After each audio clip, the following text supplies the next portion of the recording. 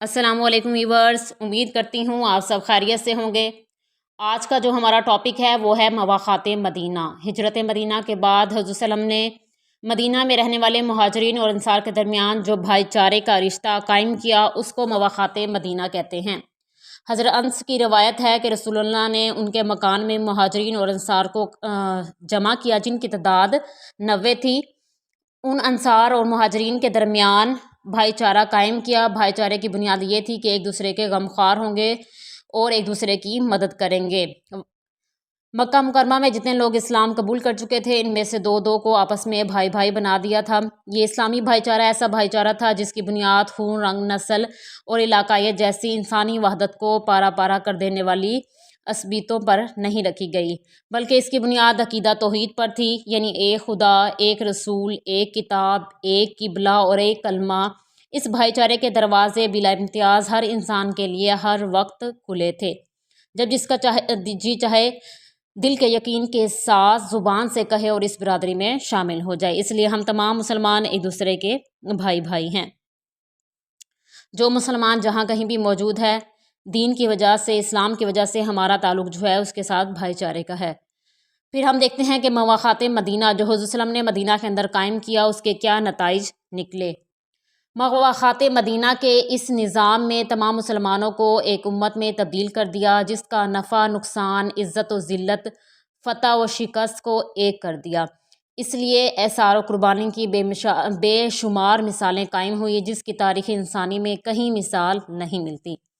حضرت عبد الرحمن بن عوف جب ہجرت کر کے مدینہ پہنچے تو حضور صلی اللہ علیہ وسلم نے ان کو اور سعد بن ربیع انصاری رضی اللہ عنہ کو بھائی بھائی بنا دیا۔ حضرت سعد نے اپنے اسلامی بھائی عبد الرحمن بن عوف کو کہا، تم میرے بھائی ہو، میں سب اہل مدینہ سے زیادہ مالدار ہوں، آپ میری ہر چیز کو نصف نصف کر دیں، ایک حصہ خود رکھ لیں اور ایک حصہ مجھے دے دیں، نیز میری 2 بیویاں ہیں، ان میں سے جو آپ کو پسند ہو میں اسے طلاق دے دوں گا اور عدت گزرنے کے بعد آپ ان سے نکاح کر لیں۔ حضرت عبد الرحمن بن عوف رضی اللہ عنہ نے اپنے انصاری بھائی کے اس جذبہ احسار سے اس قدر متاثر ہوئے کہ انہیں دعائیں دیتے ہوئے بولے، اے میرے بھائی، اللہ تعالیٰ تیرے مال اور اہل و عیال میں زیادہ برکت دے، تم مجھے بازار کا راستہ بتاؤ۔ چنانچہ انہوں نے مجھے بازار کا راستہ بتایا، وہاں پنیر اور گھی کا کاروبار میں نے شروع کر دیا۔ بازار جانا اور کاروبار کرنا ان کا معمول بن گیا اور کچھ عرصہ میں حضرت عبد الرحمن بن عوف مدینہ کے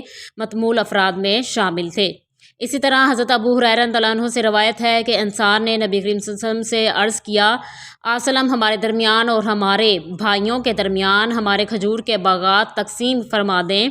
آپ وسلم نے فرمایا نہیں۔ انصار نے کہا، تب آپ لوگ یعنی مہاجرین ہمارا کام کر دیا کریں اور ہم پھل میں آپ لوگوں کو شریک رکھیں گے۔ انہوں نے کہا ٹھیک ہے، ہم نے بات سنی اور مان لی۔ اس طرح وہ مہاجرین جو تھے ان کے باغ کی دیکھ بھال کیا کرتے تھے اور جو اسے نفع حاصل ہوتا تھا وہ دونوں تقسیم کیا کرتے تھے۔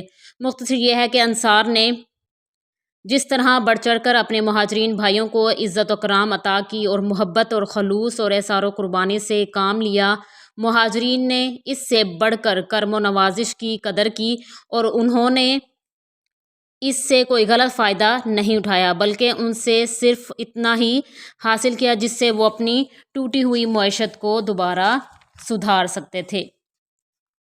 یہ تھا مواخات مدینہ۔ امید کرتی ہوں آپ کو لیکچر سمجھ آئے ہوگا۔ مزید اس طرح کی معلومات کے لیے میرے چینل کو لائک کریں، سبسکرائب کریں اور شیئر کریں۔ جزاک اللہ۔